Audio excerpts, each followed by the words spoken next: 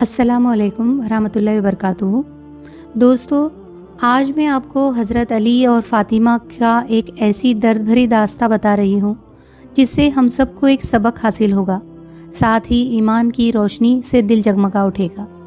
ایک روز صبح کے وقت سیدہ طیبہ طاہرہ حضرت فاطمہ رضی اللہ تعالیٰ عنہا اپنے گھر کے کاموں میں لگی ہوئی تھی کہ اچانک حضرت علی آ گئے اور آتے ہی کہا کہ لگتا ہے میری فاطمہ کی طبیعت ٹھیک ہو گئی ہے جو اس طرح گھر کے سارے کام کر رہی ہے۔ حضرت فاطمہ نے کہا، ہاں میں نے سارے کام کر دیے، کپڑے بھی دھل دیے، بس آپ کا امامہ رہ گیا ہے، اگر ہو سکے تو یہ امامہ دے دے، میں اسے بھی اپنے ہاتھوں سے دھو لوں۔ حضرت علی نے وہ امامہ شریف بھی اتار کر دے دیا۔ حضرت فاطمہ نے امامہ کو بھی دھل دیا اور دھلنے کے بعد شہزادوں کو غسل کرا کر ان کو کپڑے پہنایا۔ آپ جب ان کے بال سنوارنے لگی، آنکھوں میں آنسو آ گئے، آپ رونے لگی۔ حضرت علی نے رونے کی وجہ پوچھی تو حضرت فاطمہ نے کہا کہ مجھے خیال نے رلا دیا۔ حضرت علی نے پوچھا، کون سا خیال؟ حضرت فاطمہ نے کہا، اللہ جانے کل میرے بچوں کا کوئی چہرہ دھلے گا کہ نہیں، کل کوئی ان کے بال سنوارے گا کہ نہیں۔ یہ سن کر حضرت علی کی آنکھوں میں بھی آنسو آ گئے۔ آپ نے کہا، فاطمہ ایسا نہ کہو، آپ ایسی باتیں کیوں کر رہی ہو؟ جناب فاطمہ نے جواب دیا، میرا دنیا سے جانے کا وقت قریب آ گیا۔ حضرت علی نے پوچھا کہ ایسا کیسے کہہ دیا؟ تو آپ نے فرمایا کہ تہجد کی نماز پڑھ کر میں فجر کی نماز کے انتظار میں بیٹھی تھی، آنکھ لگ گئی، خواب میں مصطفیٰ آئے تھے، فرمانے لگے، فاطمہ بہت دن ہو گئے، جدائی تمہاری برداشت نہیں ہوتی، آؤ اب اپنے بابا کے پاس آ جاؤ۔ اتنا سن کر حضرت علی کی آنکھوں میں آنسو آ گئے۔ حضرت فاطمہ نے شہزادوں کو تیار کر کے کہا کہ شہزادوں جاؤ مصطفیٰ کی مزار پر میرا سلام پیش کراؤ۔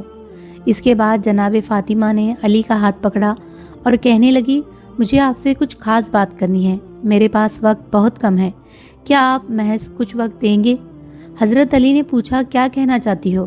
نبی کی شہزادی جناب فاطمہ نے اپنا دامن پھیلا کر کہا، میں آپ سے کچھ مانگنا چاہتی ہوں۔ حضرت علی نے کہا، مانگو، کیا مانگنا چاہتی ہو؟ فاطمہ نے کہا، حضرت اگر زندگی میں کچھ خطا ہوئی ہو تو معاف کر دینا۔ حضرت علی نے کہا، فاطمہ کس طرح کی بات کر رہی ہو تم نے پوری زندگی صبر کے ساتھ گزار دی۔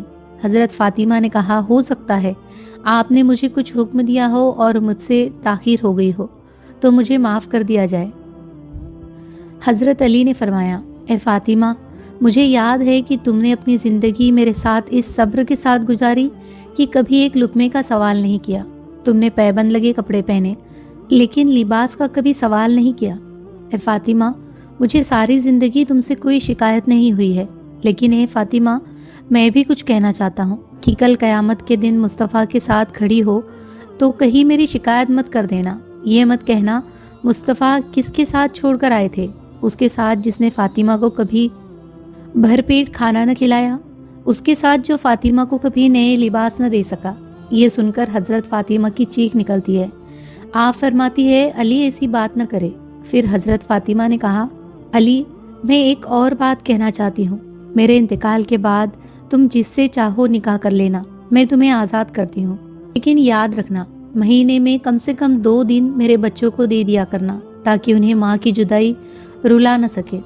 پھر جناب فاطمہ نے کہا کہ میں ایک بات اور کہنا چاہتی ہوں کہ میرے بعد تم دن کے اجالے میں کبھی گھر میں داخل مت ہونا، کیونکہ جب تم گھر میں داخل ہوتے ہو تو جو آپ کی شہزادی ہے زینب، وہ اتنی حیا کرتی ہے کہ میرے کمر کے پیچھے چھپ جایا کرتی ہے، وہ اتنی حیا والی ہے کہ تمہارے سامنے آنے سے شرمایا کرتی ہے۔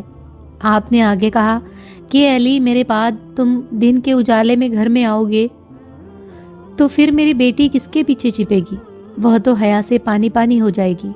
ادھر شہزادے حضور کے روضے پہ تھے کہ ایک نورانی چہرہ سامنے آیا اور کہا کہ بچوں اپنے گھر کو جاؤ کیونکہ ماں کچھ دیر کی مہمان ہے۔ بچوں نے پوچھا، آپ کون ہو؟ تو انہوں نے کہا کہ مجھے ابراہیم خلیل اللہ کہا جاتا ہے۔ بچوں نے کہا، صرف یہی بتانے آئے تھے؟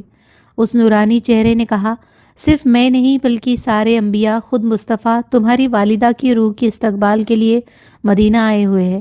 یہ سن کر بچوں نے دوڑ لگا دی اور جا کر ماں کی قدموں سے لپٹ گئے۔ دعاؤں میں یاد رکھیے، اللہ حافظ.